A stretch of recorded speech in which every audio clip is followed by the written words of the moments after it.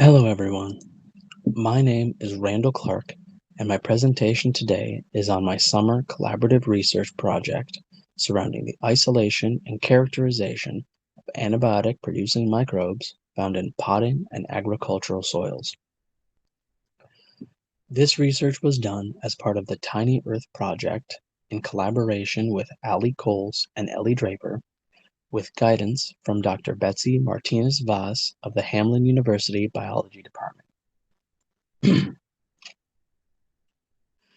This project involved the collection of soil samples from commercial potting soil as well as from agricultural sites around Minnesota. These soil samples were then suspended in solution and diluted before being plated on bacterial growth plates. These plates were incubated until bacterial colonies of sufficient enough size to be isolated from the rest of the plate had formed. These colonies were then isolated and used to inoculate another plate upon which a bacterial lawn of an escape pathogen had been planted. These plates were then incubated and used to identify any of the isolated colonies with antimicrobial properties. This was done by looking for zones of inhibition surrounding colonies where the bacterial lawn had been unable to grow. Of all bacterial colonies used, only 4 colonies showed any signs of antimicrobial properties. These 4 colonies were then taken for additional testing against 5 other escape pathogens. Of these 4, 1 colony showed an extensive spectrum of activity against all but 1 of the escape pathogens.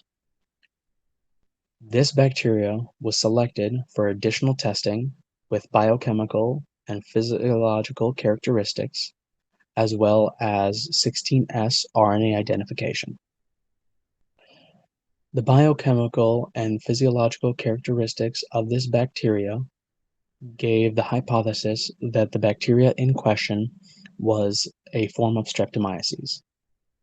The biochemical tests performed were the gram stain, the catalase test, the Kirby-Bauer test, the oxidase test, and the starch hydrolysis test.